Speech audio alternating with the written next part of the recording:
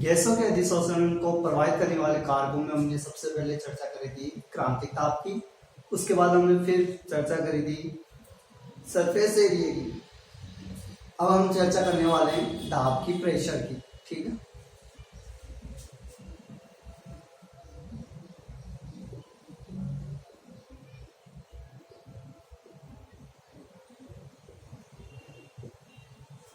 कि दाब किस प्रकार से गैसों के अधिशोषण को प्रभावित करता है। देखो, जैसे जैसे हम दाब बढ़ाते हैं, ठीक है, तो गैस अधिशोषक पर आसानी से या जल्दी अधिशोषित हो जाती है। दाब बढ़ाने से गैसों का अधिशोषण बढ़ता है।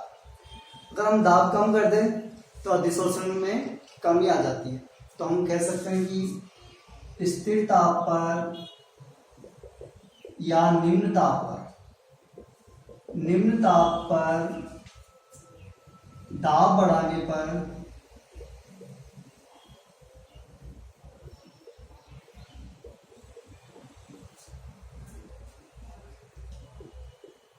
अधिशोषण की मात्रा में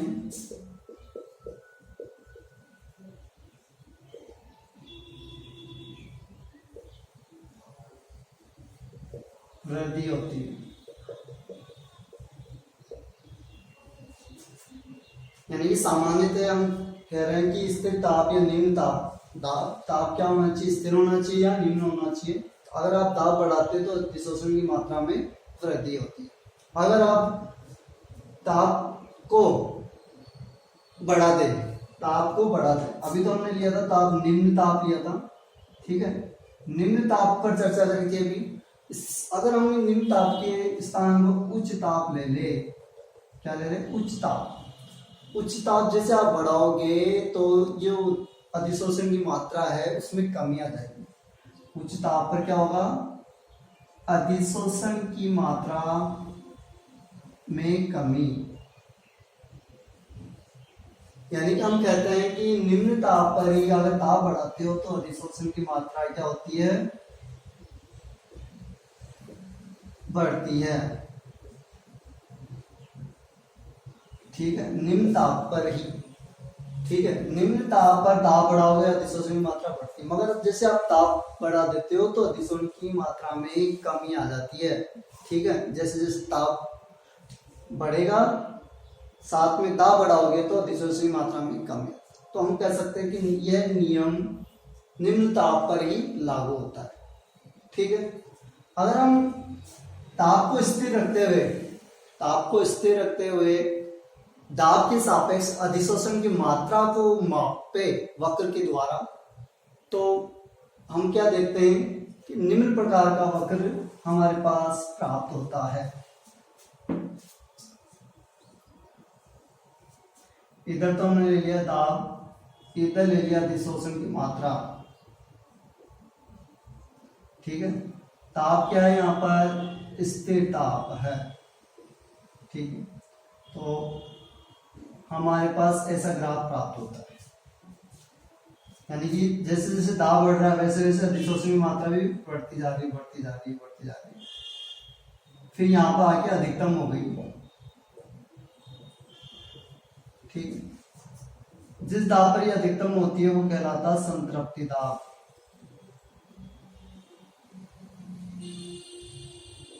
यानी कि यहाँ पर अब अधिशोषण नहीं होगा, इस दाब के बाद अधिशोषण रुक जाता है, विशोषण स्टार्ट होने लग जाएगा। यानी इधर तो क्या हो रहा था, अधिशोषण हो रहा था, अब इधर क्या होने लग जाएगा, विशोषण। यहाँ पर यानी कि संतृप्ति दाब अधिशोषण विशोषण के बराबर होगा। संतृप्ति दाब पर अधिशोषण अधिकतम होता है, उसके बाद अधिशोषण रुक जाता है या विशोषण होने लग जाता है। संतृप्ति दाब के बाद अधिशोषण क्यों नहीं होता, क्योंकि जो अधिशोषक है उसके ऊपर क्या बन जाती है, लेयर बन जाती है, परत बन जाती है, अधिशोष्य की गैसों की परत बन जाती है। इसके कारण अब आगे अधिशोषण होता है। यानी कि हमने देखा कि निम्न, यहाँ पर क्या है, निम्न दाब पर अधिशोषण कम था, जैसे जैसे दाब बढ़ाया गया अधिशोषण बढ़ गया। मगर अधिक दाब पर या संतृप्ति दाब पर अधिशोषण में क्या आ गई, कमी है। तो हमने देखा अधिशोषण कब कब प्रवाहित हुआ? अधिशोषण एक तो हुआ उच्च ताप पर, उच्च ताप पर अधिशोषण दाब बढ़ाने पर कम आ जाता है, दाब बढ़ाने पर अधिशोषण की मात्रा में कमी आती है। ठीक है। दूसरा हमने देखा कि संतृप्ति दाब के बाद अधिशोषण नहीं होता, यानी कि अगर ताप निम्न है, निम्न ताप व संतृप्ति दाब पर क्या होगा? अधिशोषण क्या हो जाएगा? नहीं होगा। पर अधिशोषण अधिकतम व उसके बाद नहीं होगा, या कम घटता जाएगा, या उसके बाद घटता है। ठीक है। तो हमने देखा कि जब हम स्थिर ताप रखकर दाब बढ़ाते हैं तो अधिशोषण की मात्रा बढ़ती है, फिर अधिशोषण संतृप्ति दाब पर अधिकतम हो जाता है, फिर घटने लग जाता है। ठीक है। दूसरा हमने देखा कि उच्च ताप पर भी घटने लग जाता है। ठीक है। जो यहाँ पर ग्राफ प्राप्त हुआ है, अभी जो यहाँ पे ग्राफ दिखाई दे रहा है आपको, ये ग्राफ क्या कहलाता है? देखो अभी हमने देखा स्थिर ताप पर हो रहा है, तो इस कारण इसको समतापी अधिशोषण वाला वक्र कहते हैं, इसको बोलते हैं अधिशोषण समतापी वक्र। तो ये जो वक्र है वो कहलाता है अधिशोषण समतापी वक्र, क्योंकि यहाँ पर ताप क्या है? ताप यहाँ पर स्थिर रहता है। ठीक है। तो हमने दाब सामान्यतः दाब बढ़ाने पर स्थिर ताप या निम्न ताप पर अधिशोषण बढ़ता है। अब बात आ रही बढ़ता क्यों है, अधिशोषण क्यों बढ़ता है?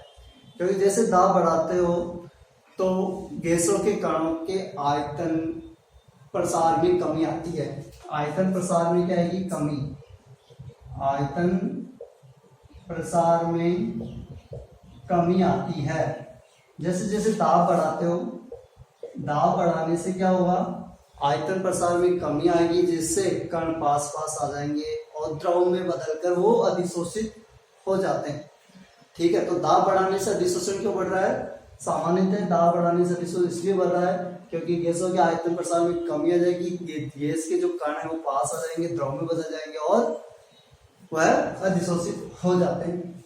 ठीक है। ये हुई बात दाब की, कि दाब किस प्रकार से अधिशोषण को प्रभावित करता है। दाब के बाद अब हम चर्चा करते हैं ताप की। ठीक है। अगला टॉपिक अपना रहेगा प्रभावित करने वाले कारकों में है अगला ताप, टेम्परेचर।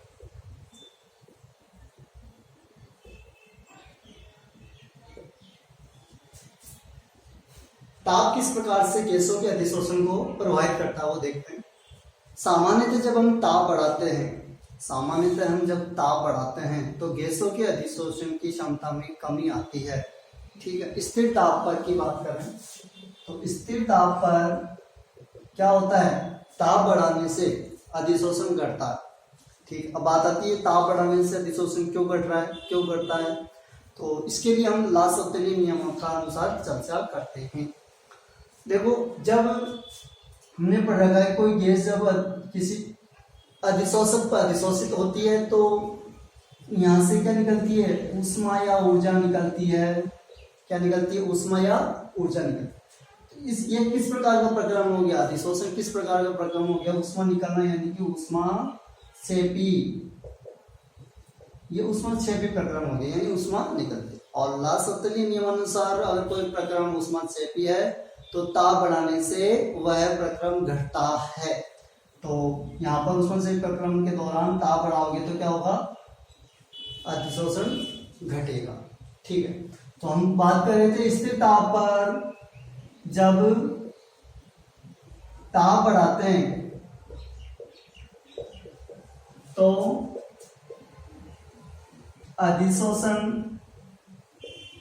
की मात्रा में कमी आती है। यानी कि जो ताप किसके व्युत्क्रमानुपाती हो गया, अधिशोषण के।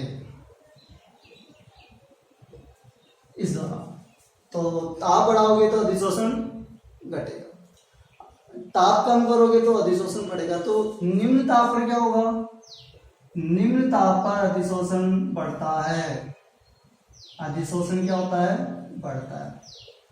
ताप अधिक करते जाओगे तो अधिशोषण घटता जाएगा, तो अधिशोषण निम्न ताप पर ही बढ़ता है।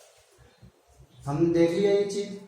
अब बात करें हम कि अधिशोषण की मात्रा, अधिशोषण की मात्रा और ताप के मध्य संबंध निकालने के लिए वक्र बनाते हैं, तो किस प्रकार का प्राप्त होगा। तो देखो यहाँ पर हम बात करें, इधर तो हम लेते हैं ताप और इधर हम लेते हैं अधिशोषण की मात्रा, यानी y अक्ष पर तो हमने मात्रा लिया अधिशोषण की और x अक्ष पर ताप ले लिया। यहाँ पर दाब क्या है, दाब स्थिर है। स्थिर दाब पर चर्चा करते। जब हम स्थिर दाब पर अधिशोषण का अध्ययन करते हैं तो वो कहलाता है अधिशोषण समदाबी वक्र। क्या कहलाता है ये वक्र, अधिशोषण समदाबी वक्र। जब हम स्थिर दाब पर अधिशोषण का अध्ययन करते, तो देखो अब देखो ताप प्रारंभ में जब ताप कम था तो अधिशोषण अधिक था, जैसे जैसे ताप बढ़ रहा है अधिशोषण की मात्रा में भी कमी आ रही है। तो इस प्रकार का हमारे पास वक्र प्राप्त होगा, ठीक है, जिसमें लगातार ताप बढ़ने से अधिशोषण की मात्रा में कमी होती है। ठीक, ये हुई ताप की बात, जिसमें हमने देख लिया कि ताप बढ़ाने से अधिशोषण घटता है।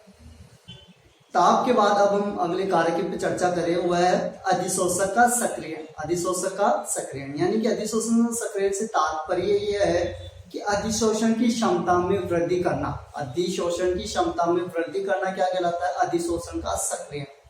तो अगला जो कारक है अपना अधिशोषक का सक्रियण, यानी कि एक्टिवेशन ऑफ एडजॉर्बेंट। अभी हमने चर्चा करी कि अधिशोषण क्षमता में वृद्धि करना, क्या अधिशोषण क्षमता में वृद्धि करना। अधिशोषण क्षमता में वृद्धि करना ही क्या कहलाता है, अधिशोषण का सक्रियण। यानी कि इसमें क्या होता क्या है कि जो विशिष्ट क्षेत्रफल है, विशिष्ट क्षेत्रफल बढ़ जाता है। किसी ठोस का या अधिशोषक का विशिष्ट क्षेत्रफल बढ़ जाता है। अधिशोषक के सक्रियण में होता है क्या, विशिष्ट क्षेत्रफल बढ़ जाता है। यानी कि विशिष्ट क्षेत्रफल बढ़ गया तो अधिशोषण की क्षमता बढ़ जाएगी। विशिष्ट क्षेत्रफल का मतलब, विशिष्ट क्षेत्र का मतलब यह होता है कि 1 ग्राम ठोस द्वारा प्रदत्त सतही क्षेत्रफल अधिशोषक का विशिष्ट क्षेत्रफल कहलाता है।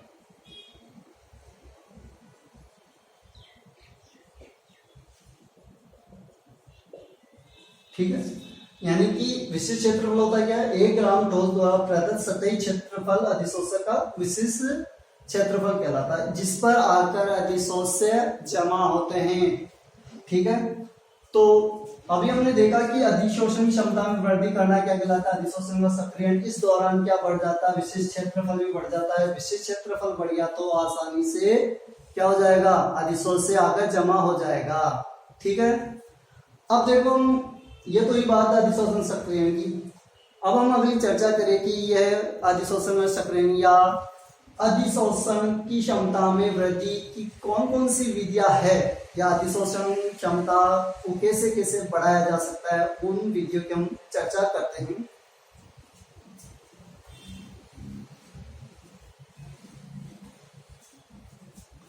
सबसे पहले हम विधि की चर्चा करें जो पिछले कारकों में भी समझते हुए आए। उसमें हमने पढ़ा था पृष्ठीय क्षेत्रफल। तो यहाँ पर हम किसी पदार्थ को चूर्णित अवस्था में ला दे, कोई ठोस बड़े कण है, ठीक है, तो उन बड़े कणों को हम छोटे कणों में चूर्णित कर दे या सूक्ष्म कणों में बदल दे, तो हम उसको बोलते हैं चूर्णीकरण, ठीक। तो सूक्ष्म कणों में बदलकर किसी भी अधिशोषक के पृष्ठीय क्षेत्रफल में वृद्धि की जा सकती है, और वृद्धि करते ही क्या होगा, अधिशोषण क्षमता भी बढ़ जाएगी। अधिशोषण क्षमता बढ़ते ही क्या होगी, अधिशोषक हो जाएगा।